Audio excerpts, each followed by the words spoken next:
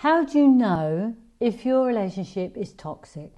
Well, I'm going to talk to you about how you can recognize it. I had posted 3 videos where I was relating my experience and to a very famous couple. But in light of the news that we've just heard, I've actually thought it was inappropriate and I've taken it down. So I'm going to talk to you about the essence of those videos. And if you think your relationship could be toxic, then you need to let me know in the comments, and if you want to do something about it, you can call me. So, first thing I want to talk to you about is love bombing. Now, with love bombing, the person in question will make you feel like you are on top of the world. They'll make you feel like they understand you like nobody understands you.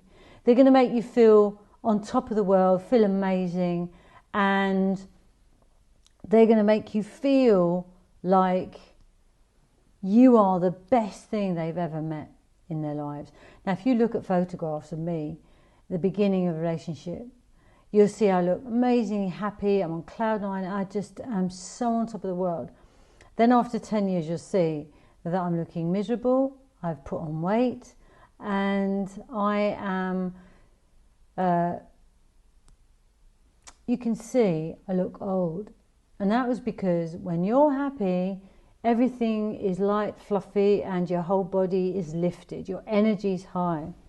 When you're unhappy, everything goes down. You're not happy. You look awful. It's you've got a scowl in your face, whatever. Right? So that's first thing. Were you love bombed? Now, the second thing, of course, is being tricked. So I was tricked.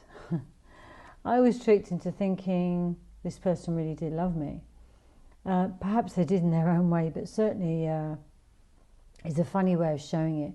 I was quite often conned, like for example, he'd say, oh, obviously sexual favours, right? So, oh, just do a little this or just do a little that, right? Literally just a little. Now, because I judged him by my own actions, like I don't lie, and if I don't say one thing to mean another, that's exactly what he was doing. So when I wanted to stop, it got very, very angry, really angry. It forced me to carry on. So I was tricked quite a lot. And if you have been lied to by your partner and you find out that wasn't true, then that is a sign of a toxic relationship as well.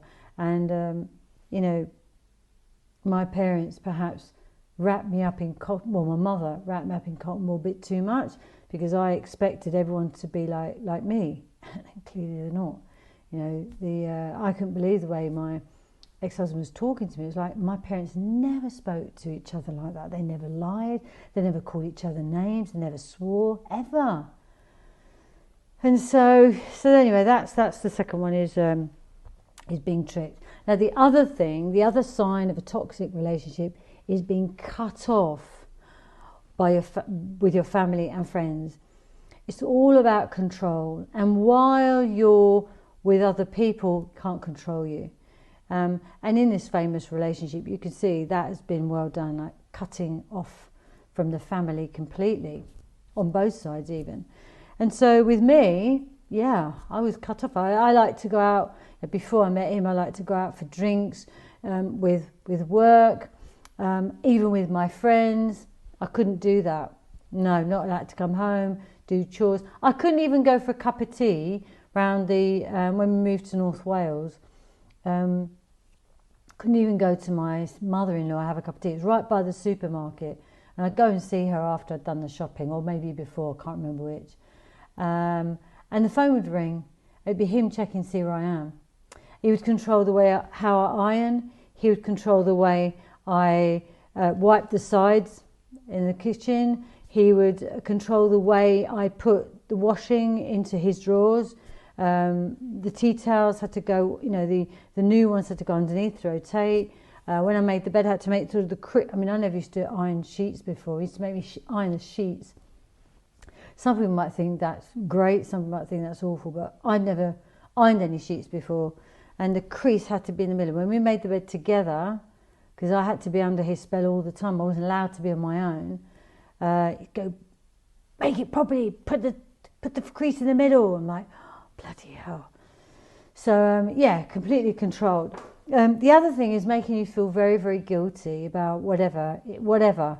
So I'd feel guilty, and he would make it in a way so clever. He'd make it in a way where I was really feeling bad. And the trouble is that, you know, I mean, I'm going to call him a narcissist, but I can't really, because it's not something that's actually been diagnosed. But when I do research on narcissism, I recognise a lot of things that were in my ex-husband.